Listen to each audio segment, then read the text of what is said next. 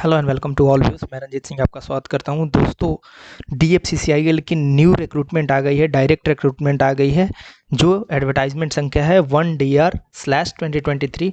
और साथ ही एक अपडेट है कि जो पिछली वैकेंसी थी 4/2021 उसकी वेटिंग क्लियर हो चुकी है। OPBD की या फिर आप बोलिए तो जूनियर एग्जीक्यूटिव की, जूनियर मैनेजर की, सबकी वेटिंग क्लियर हो चुकी है। तो इस वीडियो में आप मेरे साथ बने रहिएगा, सारा डिटेल्स मैं आपको यहाँ पर बताऊँगा।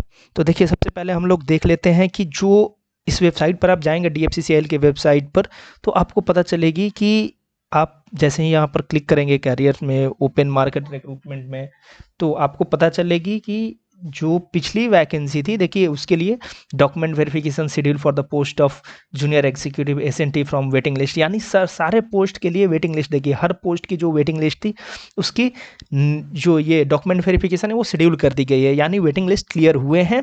DFCCIL में भी जैसे कि रेलवे में होते आए हैं वैसे ही DFCCIL ने भी किया है। बड़ी वैकेंसी थी DFCCIL 4/2021 वाली, तो अच्छी खासी वैकेंसी थी और जिन लोगों ने भी अपना एग्ज़ाम क्लियर किया था उनको लगभग सभी लोगों को जॉब मिल चुकी है क्योंकि वेटिंग लिस्ट क्लियर हो चुका है। Now coming to the main point, जो अभी अपडेट है, लेटेस्ट अपडेट ये है कि न्यू वैकेंसी भी नोटिफाई कर दी गई है। ये देखिए advertisement number 1DR/2023। DR means direct recruitment है और ये आपको कह रहा है कि 20/5/2023 के दिन ये ऑनलाइन रजिस्ट्रेशन शुरू हो जाएगी, यानी आज 4 बजे शाम से ऑनलाइन रजिस्ट्रेशन शुरू होगी और अगले 1 महीने तक ऑनलाइन रजिस्ट्रेशन चलने वाली है, जिसमें आप अप्लाई कर सकते हैं। और अप्लाई करने के बाद डिफरेंट पोस्ट हैं, हर डिफरेंट पोस्ट जो भी डिफरेंट पोस्ट हैं उनके लिए अलग अलग एग्जाम क्राइटेरिया है और एग्जाम देने हैं आपको। तो आप देखिए अच्छी खासी वैकेंसी आई है। यहाँ पर एग्जीक्यूटिव सिविल में 50 पोस्ट आ चुकी है।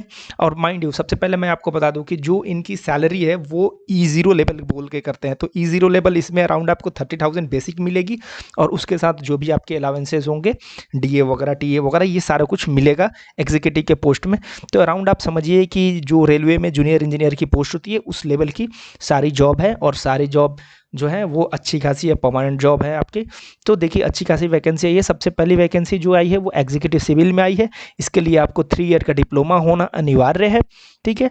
आप 3 ईयर्स का डिप्लोमा, अभी देखेंगे ये इसेंशियल क्वालिफिकेशंस है, नॉट मिनिमम, यानी you have to have a diploma in civil engineering, not BTech, right. फिर आपके पास एग्जीक्यूटिव इलेक्ट्रिकल है, 3 ईयर डिप्लोमा, राइट। नेक्स्ट देखते हैं कि क्या अलाउ है या नहीं, बीटेक अलाउ है या नहीं, we will discuss about that. फिर उसके बाद executive operation and business development, जो कि स्टेशन मास्टर की इक्विवेलेंट की पोस्ट होती है, जो रेलवे में स्टेशन मास्टर होते हैं उसके इक्विवेलेंट की पोस्ट है ये, और अच्छी खासी इनकी सैलरी होती है। तो इसकी 235 सीट है and there is asterisk mark, vertical reservation और हॉरिजेंटल रिजर्वेशन। इट मीन्स ये जितने भी पोस्ट हैं सब में एस्ट्रिक मार्क लगी है, यानी हॉरिजेंटल और वर्टिकल रिजर्वेशन आपको मिलेगी। PWD है तो उसकी रिजर्वेशन अलग होगी, अगर आपके जो भी OBC हैं उसको EWS हैं, SC हैं, ST हैं, this all reservations are going to be given to the candidates, right. अब उसके बाद फिर आपको देखिए executive finance 3 year bachelors degree in commerce, ये आप देख सकते हैं। इसमें ज़्यादा पोस्ट नहीं है बट स्टिल ठीक है, फिर भी 14 पोस्ट काफ़ी होती हैं। नाउ ह्यूमन रिसोर्स में भी इस बार आ चुकी है। इस बार IT के लिए एक देखिए नई, ये सारी नई कैटेगरी हैं जो पिछली बार नहीं थी, ह्यूमन रिसोर्स, फाइनेंस, ठीक है, इंफॉर्मेशन टेक्नोलॉजी, ये सारी चीज़ें पिछली वैकेंसी में नहीं थी, तो इस बार ये भी वैकेंसीज आई हैं। Now coming to the junior executive, वो सारे एग्जीक्यूटिव की थी। ये देखिए 25,000 से लेकर 68,000 N5 लेवल जो है ये आपको सैलरी इसमें मिलने वाली है। तो आप जूनियर एग्जीक्यूटिव अगर इलेक्ट्रिकल में भरना चाहते हैं तो आपके पास मैट्रिकुलेशन होना चाहिए, ITI होना चाहिए, जो कि SCBT या NCBT से अप्रूव्ड जो कॉलेजेस हैं उनसे आप ITI किए होने चाहिए, not less than 60% marks, right. तो इसमें 24 वैकेंसी है, ये एक बड़ी वैकेंसी है। SNT 148, पिछली बार भी SNT में बिग वैकेंसी थी। SNT यानी सिग्नल एंड टेलीकम्युनिकेशन, जो कि रेलवे में भी इस तरह की पोस्ट होती हैं और DFCCIL में भी। आपको पता है DFCCIL क्या है, डेडिकेटेड फ्रेट कॉरिडोर जो है वो अलग से एक गुड्स के लिए बना रही है, रेलवे लाइन पूरी इंडिया में बिछा रही है, ठीक है, जो कि डायमंड क्वाड्रिलेटरल जिसको बोलते हैं वो अभी ऑलमोस्ट रेडी होने वाला है। तो सारी कुछ है DFCCL के द्वारा। तो अच्छी ऑर्गेनाइजेशन है, almost equivalent to the railway और बेटर फैसिलिटीज़ हैं किसी भी ऑर्गेनाइजेशन से। तो आप ऑब्वियसली इन सभी पोस्ट के लिए अप्लाई कर सकते हैं। जूनियर एग्जीक्यूटिव मैकेनिकल के लिए भी वही है, वही जो ITI किए होने चाहिए आप लोग, right. Now the important thing कि जिसके बारे में हम लोग जानना चाहते हैं कि क्या इसमें हायर एजुकेशन वाले कैंडिडेट अलाउड हैं या नहीं है। तो उसके लिए पॉइंट नंबर 2 पर आते हैं। Point number 2 and 3, eligible candidate who have completed diploma or degree course through recognized lateral entry scheme can also apply.